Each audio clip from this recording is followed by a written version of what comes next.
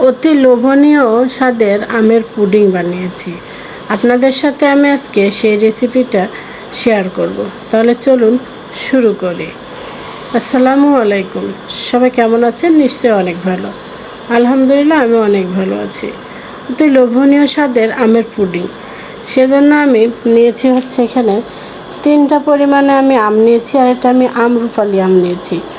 আমরুপালি আমটা অনেক মিষ্টি হয়, সেজন্য আমের পুডিংটাও খেতে অনেক সুন্দর হয় এবং আঁশটা যেহেতু অনেক কম, অনেক ভালো হয়। প্রথমে আমি আমগুলো ছোটো ছোটো করে কেটে ব্লেন্ডারে করে নিয়েছি। তারপরে আমি এখানে একটা ছাঁকনির সাহায্যে ছেঁকে নিচ্ছি।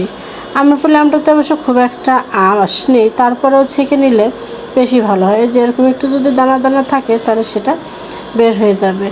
তারপরে আমি হচ্ছে প্যানে দিয়ে দিয়েছি।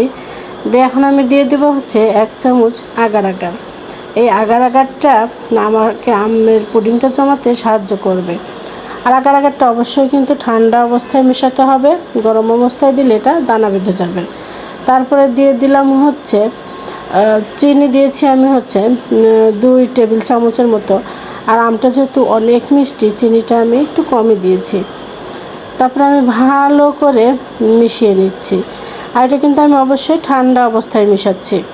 তারপর আমি চুলায় দিয়ে দিলাম প্যানটা, দিয়ে আমি এটা অনবরত নাড়তে থাকবো। চুলার আঁচটা এর সময় হচ্ছে মিডিয়ামে রেখেছি। তারপর অনবরতই নাড়তে থাকবো, যেহেতু হচ্ছে আমার ব্যাটারটা ঘন, যেন নিচে লেগে না যায়। আর নাড়া বন্ধ করে দিলে কিন্তু নিচে লেগে যেতে পারে, সেক্ষেত্রে কিন্তু পুডিংটা খেতে ভালো লাগবে না। আমি অনবরতই নেড়ে দিচ্ছি। এটা হতে কিন্তু বেশি সময় লাগে না। ফুটে ওঠার পরে 2-3 মিনিট জাল দিয়ে নামিয়ে নিলেই হয়ে যাবে। তো আমটা কিন্তু ফুটে গেছে, সুন্দর কিন্তু ফুটে গেছে। ফুটে যাওয়ার 2-3 মিনিট আমি হচ্ছে এটাকে জ্বালিয়ে নিয়েছি। তারপরে এটা নামিয়ে নেব। এটা আমি হচ্ছে হালকা মানে কুসুম কুসুম গরম রেখেছি, একবার ঠান্ডা করলে কিন্তু জমে যাবে এখানে। সেজন্য আমি একটু গরমটা কমিয়ে নিয়েছি। তারপরে আমি হচ্ছে একটু নেড়েচেড়ে এরকম গরম কমিয়ে নিলাম।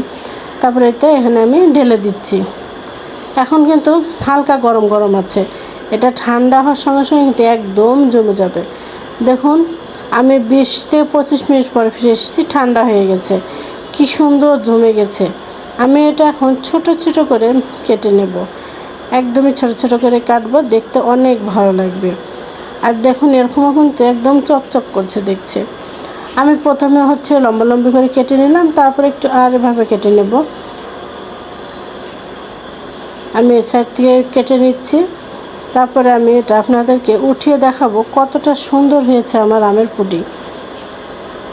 আর এভাবে আমের পুডিং বানিয়ে খেলে কিন্তু অনেক ভালো লাগবে। আর এটা আমি কেটে একটু ফ্রিজে রেখে দেবো, তাহলে গরমের সময় এরকম ঠান্ডা ঠান্ডা আমের পুডিং খেলে কিন্তু মন প্রাণ জুড়িয়ে যাবে।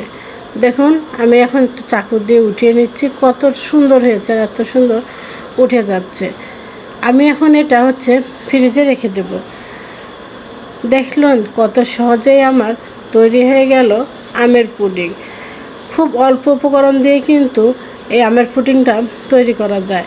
শুধুমাত্র একটু আগার আগার পাউডার থাকলেই হয়ে গেল, আর কোনো কিছুর প্রয়োজনই নেই। এত সহজ এবং অল্প উপকরণ দিয়ে মন প্রাণ জুড়ানোর মতন আমের আপনারাও সবাই বানিয়ে খাবেন। আমার ভিডিওটা কেমন লাগলো সবাই কিন্তু অবশ্যই জানাবেন।